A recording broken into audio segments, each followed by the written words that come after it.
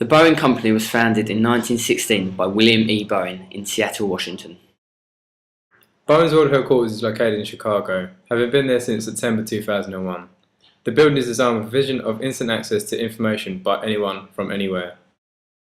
Boeing has customers in more than 90 different countries. They are the industry leaders in commercial airliner jets. They are the world's largest designer and manufacturer of defense support systems, as well as being the world's largest provider of commercial and military satellites. Boeing has more than 157,000 employees in 70 different countries. In 2009, Boeing's total revenue was $43.7 billion, compared to their rivals Airbus, with a total revenue of $27.9 billion. Boeing's one simple objective is to make the world a better place. Their intention is to lead the aerospace industry into the next century. Boeing recognises that their pursuit of that vision has a significant impact on individual communities where they work and live. The term globalisation is defined as a process of enabling financial and investment markets to operate internationally, largely as a result of deregulation and improved communications. To Boeing, globalisation is extremely important, as that is where the success has come from. I'm here speaking on behalf of a UK journalist from Essex to find out a bit more about Boeing. Hello and welcome to my first guest, Mr. Jim McNerney, Chairman, President and Chief Executive Officer of Boeing. Thanks for being with us today. Now, using the PESTEL analysis, have there been any factors affecting the company? The public frame of mind regarding the outlook for the economy and impact of globalisation in particular has soured and is reflected both in opinion polls and in reduced political support for the extension of trade agreements and with other nations. Have there been any other issues externally that have affected your company? Well, issues such as increases in fuel costs, congestion, other environmental restrictions, plus insurance costs, and high security have all affected our company, but we're always trying to find ways to combat these issues. With me here, I have Mr. Richard Stevens, Senior Vice President of Human Resources and Administration. Thank you for coming today. Right. Now, in regards to Boeing, what have been your main positives? Using the SWOT analysis, we've concluded that our strengths include being the largest aircraft manufacturer globally. We deliver a large amount of orders to both developed and developing countries.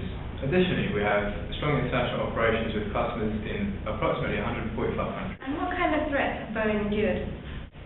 Well, in terms of threats in globalisation, Boeing have very little to worry about. This is due to the significant recognition we have globally.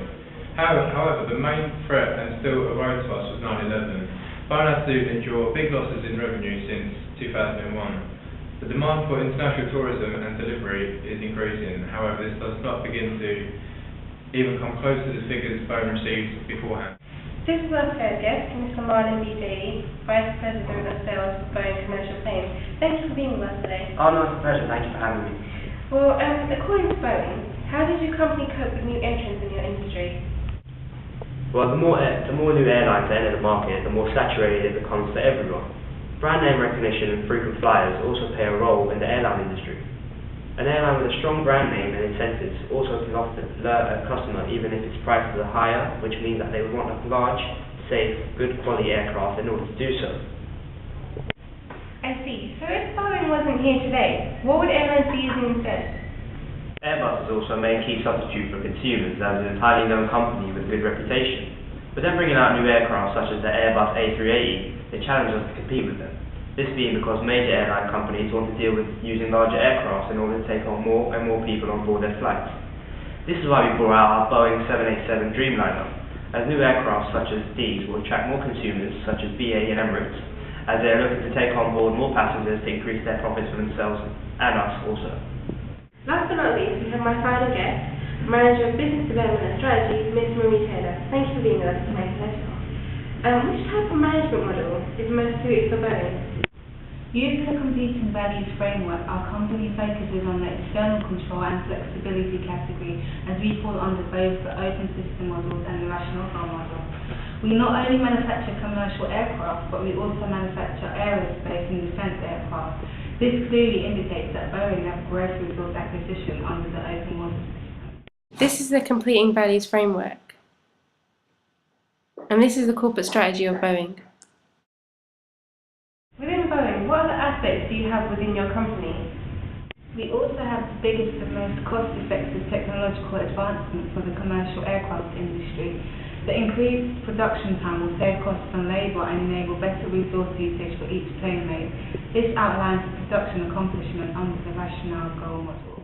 Boeing's employees are already highly skilled, but to bring out a new reward scheme would maintain their standards in high quality for their production. Also, to improve customer relations, they should be more aware of customer purchases, as research shows that Boeing's customers are very sensitive to price change. Boeing can also look into developing into new markets such as the train industry. However, Boeing would have to wait a number of years to be financially strong to do so. With this, they can be competing with the likes of Bombardier, who make planes and trains.